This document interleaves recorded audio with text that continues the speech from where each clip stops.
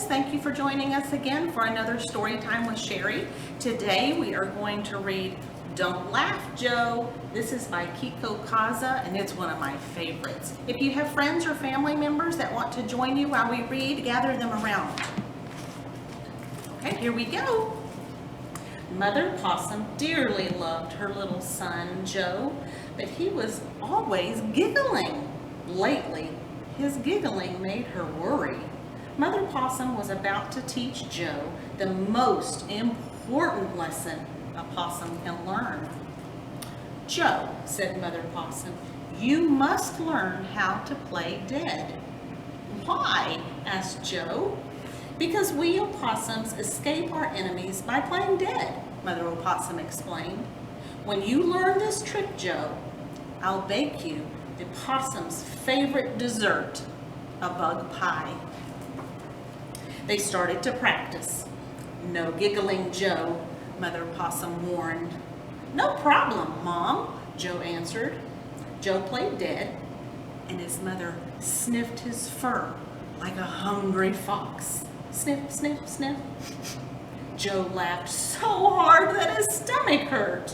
Can I have my pie now, he asked. No way, Joe, Mother Opossum scolded. Dead possums don't laugh. Joe practiced playing dead again. This time, his mother poked him like a nasty coyote. Poke, poke, poke. Joe laughed so hard that he screamed for her to stop. Can I have my pie now? Asked Joe. No way, Joe, Mother Opossum scolded. Dead possums don't scream. Joe practiced playing dead once more. This time, his mother shook him like a scary wildcat. Shake, shake, shake. Joe laughed so hard that he wiggled loose and he fell on the floor. How about some bug pie now, Mom? He asked. No way, Joe, Mother Possum scolded. Dead possums don't wiggle. Joe's mother was worried about his laughing, but his friends loved it. They liked to watch Joe play dead because he made them laugh too. But Joe, Mother Possum said, sighing, what will you do when real danger comes? One day, Mother Possum took Joe outside to practice. This time, she said, I'll be a grumpy old bear, and when I growl at you, you play dead. Okay, Joe? Nothing to it, Mom, Joe said. But just as Mother Opossum was about to growl, a real grumpy old bear came out of the woods. He let out the fiercest growl Joe had ever heard. Joe and his mother immediately fell to the ground and played dead. The grumpy old bear sniffed Joe's fur. Sniff, sniff, sniff. The grumpy old bear poked Joe's tummy. Poke, poke, poke. Finally, the grumpy old bear shook Joe up and down. Shake, shake, shake. Joe didn't laugh. Joe didn't scream. Joe didn't wiggle. For the first time, he played dead perfectly. Mother Possum was very proud of him. But the grumpy old bear wouldn't go away. He sat and sat and sat. Suddenly, the bear began to cry big tears. This is horrible, he moaned. I'm always so grumpy. I thought if anyone could make me laugh, it would be little Joe the possum. But when I find him, poor Joe drops dead before my eyes. Oh, this is awful. When he heard the bear's story, Joe was relieved.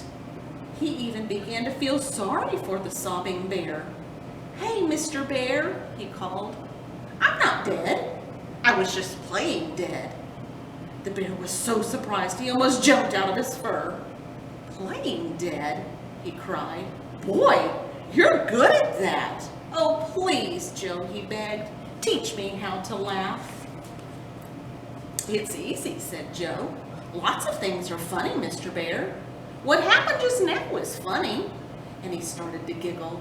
Soon his laughter spread to everyone around him, even to the grumpy old bear.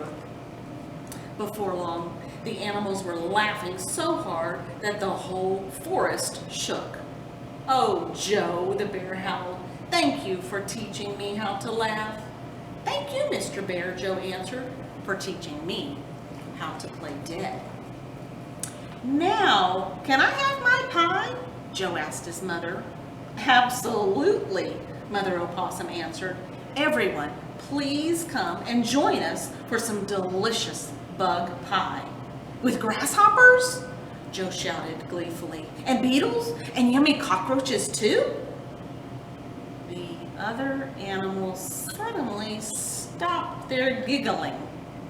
Bug pie? Cockroaches?